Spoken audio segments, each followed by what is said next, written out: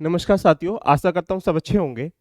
एक वो सेगमेंट जो हमेशा यूपीएससी या स्टेट पीएससी की तैयारी करने वाले विद्यार्थी के जहन में हमेशा चलता रहता है कि हमें एनसीईआरटी कौन कौन सी बुक्स पढ़नी चाहिए।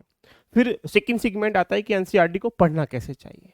इवन एनसीईआरटी को रेडी करने से पहले हमें किन विशेष विशेष बिंदु हैं, जो पैरामीटर्स हैं, उनको आपने तय किया है नहीं किया है, ये बहुत सारे मिथ बन जाते हैं। कुछ बच्चे तो ये कंफ्यूज होते हैं कि एनसीईआरटी पढ़ें या ना पढ़ें, या ओल्ड पढ़ें, न्यू पढ़ें, नोट्स कैसे बनाएं, कब से पढ़ें। ये बहुत सारे मिथ बन जाते हैं। तो आज हम डिस्कशन करेंगे कि एनसीईआरटी की कौन कौन सी किताब इंपॉर्टेंट हैं, जो आपको बेसिकली तैयारी करते समय ध्यान रखते हुए उन्हें पढ़ना चाहिए। अगर हम डिस्कशन करें तो यहाँ पे पॉलिटी सेगमेंट में कौन कौन सी क्लास नंबर 6 से लेकर 12 तक की एनसीईआरटी आती है, 11 क्लास की 2 एनसीईआरटी हैं, 12 क्लास की 2 एनसीईआरटी हैं, उनको कैसे इंटरलिंक करना है टॉपिक के साथ, सब्जेक्ट के साथ। इवन देखा जाए तो किस तरीके से हमें एक्सरसाइज भी करनी है।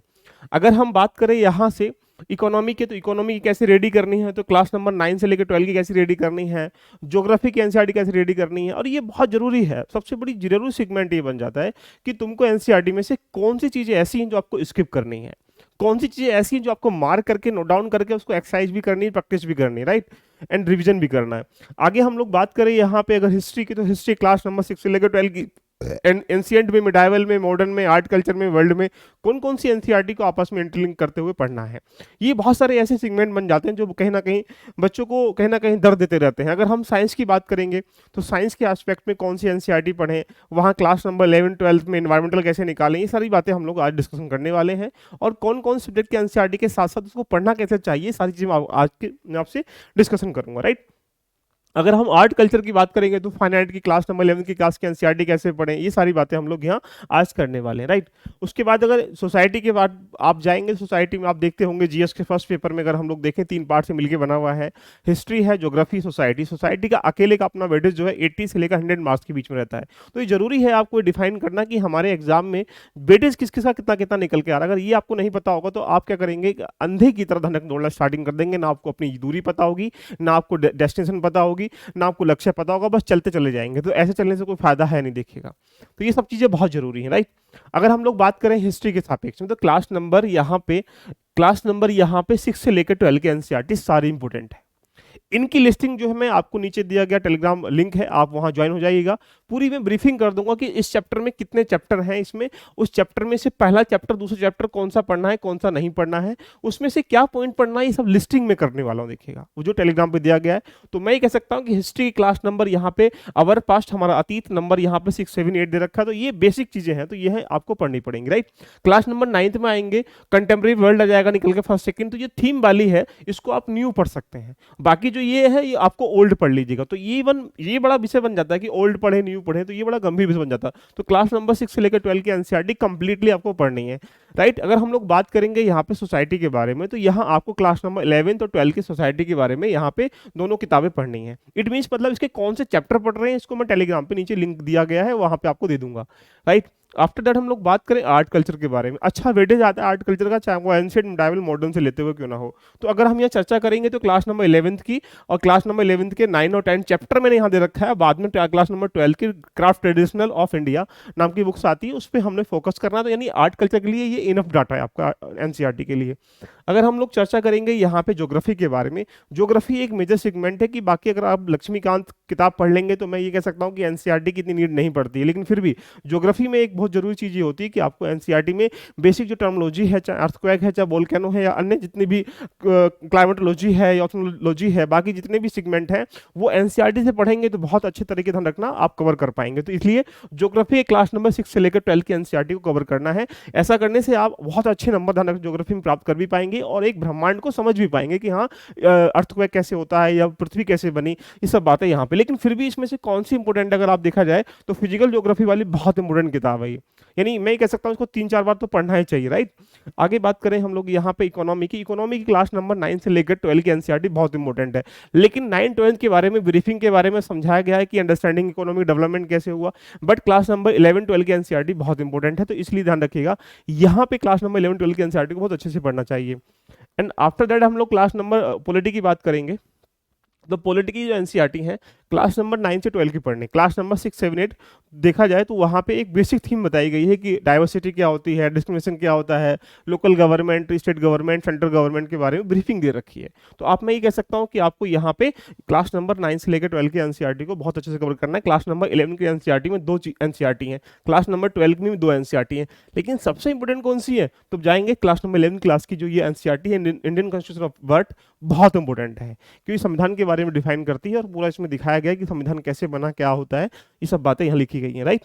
आगे हम लोग बात सोशियोलॉजी के बारे में, तो क्लास नंबर 12 की एनसीईआरटी आपको कवर करनी है, वहाँ सोशियोलॉजी का जो ऑप्शनल वो है, ऑप्शनल बच्चों का, वो रेडी हो जाएगा, राइट। आगे चले हम लोग साइंस के बारे में। ये बड़ा गंभीर विषय बन जाता है कि साइंस को कैसे रेडी करें। साइंस के लिए बहुत सारी किताबें भी आती हैं, बट एनसीईआरटी से रेडी करने से होता है कि तुम्हारा चीज़ें बेसिक रेडी हो जाता है। तो मैं ये कह सकता हूँ कि आप इन एनसीईआरटी को फॉलो करेंगे। मैंने यहाँ चैप्टर बता रखा है कि यूनिट नंबर 14 पढ़ना है, बायोलॉजी में यूनिट नंबर 4, 5 पढ़ना है, यूनिट नंबर 8, 9 पढ़ रखा है। बहुत इसको अच्छे तरीके से कंसाइज वे में समझाया गया है। फिर इन्वायरमेंटल की अगर हम लोग बात करेंगे, इन्वायरमेंटल इकोलॉजी के बारे में, तो यहाँ डिफाइन किया गया बायोलॉजी के लास्ट 4 चैप्टर क्लास 13 to 16 आपको रेडी करने हैं। इन्वायरमेंटल इकोलॉजी आपका आराम से वहाँ रेडी हो जाएगा। इट मीन्स मतलब यूपीएससी की जर्नी में अगर देखा जाए तो हम ये कह सकते हैं 3 चीज़ों का बहुत इंपॉर्टेंट रोल है। एक बेसिक, अब ये बेसिक कहाँ से आएगा? या तो आपके पास अवेलेबल है या नहीं है, तो आपको एनसीईआरटी से ही आएगा। बहुत सारे बच्चे यही काम करते हैं, कोई समरी परचेज कर लेता है, कोई एनसीईआरटी बेस्ड किताब परचेज कर लेता है। आई डोंट नो, बट यार I think you can say कि एनसीईआरटी एक आधार है। तुम फिल्म को देखने जा रहे हो, कोई व्यक्ति देख के आ चुका, उससे सुनोगे वो मजा नहीं आएगा, इसलिए एनसीईआरटी को ही पढ़ना पड़ेगा। आप उसकी कॉपी वॉपी पढ़ लो, कोई मजा नहीं आएगा, राइट। सेकेंड है एडवांस। अब एडवांस के लिए कोई स्टैंडर्ड बुक जो है आपको फॉलो करनी ही पड़ेगी। आप कितनी कोचिंग कर लो, लक्ष्मीकांत आपको पढ़ना ही पड़ेगा। लेकिन फिर भी अगर हम कहें कि अगर आपने जो लक्ष्मीकांत में है वो आपने रेडी कर रखा है, लक्ष्मीकांत की नीड नहीं है फिर। इसीलिए यहाँ पे बेसिक पहले आपको रेडी करना है। आप मान के चले कि 20 से लेकर 25% तैयारी आपकी यहाँ पूरी हो जाएगी। एंड जब एडवांस रेडी कर लेंगे तो यहाँ आप 20 फिर बढ़ा दो, कितना हो जाएगा, 40 से लेकर 45% तैयारी यहाँ हो जाएगी। एंड आफ्टर दैट यहाँ पे क्या करना, तीसरा स्टेप होता है कि आप जितना चाहो तो रिविजन करें, प्रैक्टिस करें, मॉक लगाएं, आंसर राइटिंग करें, ऐसे राइटिंग करें। ये थर्ड स्टेप आता है और इसे करने का आपकी तैयारी जो है 50 से लेकर 50-60% के आसपास हो जाती है।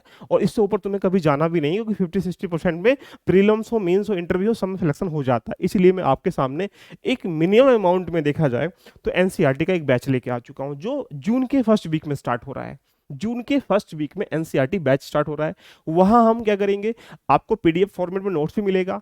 पर डे क्लास 2 घंटे की रहेगी, साथ में 2 से ढाई 3 महीने के बीच में, 2 से ढाई महीने के बीच में हम पूरे एक कह सकते हैं कंसाइज वे में पूरी एनसीईआरटी को रेडी करेंगे। साथ में रेडी करने का मतलब ये नहीं हमने पढ़ डाला, रेडी करने का मतलब है कि आपको समझाने के साथ। इट मीन्स मतलब जैसे कोई यूनिट कराई जाएगी, उसका उस पर डिबेट होगी, उस पर फिर एमसीक्यूज होंगे, उस पर फिर आंसर राइटिंग होंगी, उसमें जब तक वो क्लियर नहीं होगा तब तक वो आगे नहीं बढ़ा जाएगा। तीसरी बात निकल के आ रही है, आप डायरेक्टली मुझसे टच होंगे, यानी किसी संस्थान से टच नहीं होंगे। डायरेक्टली कोई दिक्कत आती है 24 आवर मुझे मैसेज करिएगा, मैं आपके डायरेक्टली ध्यान रखना टच में हूं। तीसरी बात निकल के आती है, हम इसको टॉपिक के साथ लिंक करके पढ़ेंगे। सपोज कर लो हमको टॉपिक पढ़ेंगे, टॉपिक को पहले दिखाएंगे कि वो एग्जाम के लिए किस टॉपिक से, किस सब टॉपिक से, किस यूनिट से जाके लिंक हो रहा है। अगर वो लिंक नहीं हो रहा उसको टॉपिक को हम पढ़ने का प्रयास नहीं करेंगे। इट मीन्स मैं ये कह सकता हूं कि हमें एनसीईआरटी को ऐसे पढ़ना है कि एक बार पढ़ने के बाद दूसरी बार पढ़ने की रिक्वायरमेंट ना पड़े। इसीलिए जिन बच्चों ने अभी एनसीईआरटी नहीं लिया है, आपको सिर्फ करना इतना है कि LBIS को जाइएगा, प्ले स्टोर पे जाना है और प्ले स्टोर पे जाने के बाद आप इसको डाउनलोड कर लीजिएगा। वहां पे अभी यहाँ पर एक ही बैच है जो एनसीईआरटी फाउंडेशन एग्जाम के, अपने आप को वहां जाके एनरोल कर लीजिएगा। ये बैच जो है जून के फर्स्ट वीक में स्टार्ट हो रहा है। इसकी फीस जो है मात्र 900 रुपये अभी रखी गई है। सीटों की संख्या मात्र 100 के अराउंड रखी गई है, जिससे कि मैं एक ग्रुप बना के बच्चों को डायरेक्टली मेंटरशिप के रूप में या मेंटोर के रूप में, कोच के रूप में मैं आपके साथ काम कर सकूं।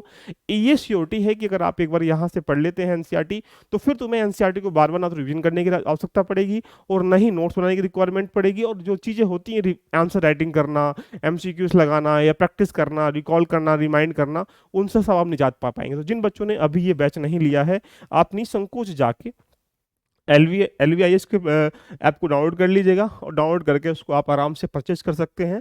फर्स्ट वीक जून से ये बैच स्टार्ट हो रहा है, तब तक आप एंजॉय करिएगा। मुझे लगता है कि जो लिस्टिंग मैं आपके सामने बता रहा था, ये पूरी टेलीग्राम का लिंक नीचे दिया गया है। सबकी लिस्टिंग जो है कौन कौन सी पढ़नी चाहिए, कैसे पढ़नी चाहिए, सारी चीज़ें मैंने टेलीग्राम पर सेंड कर दूंगा। ठीक है, तो मिलते हैं नेक्स्ट सेशन में। All the best, love you all, bye bye, take care.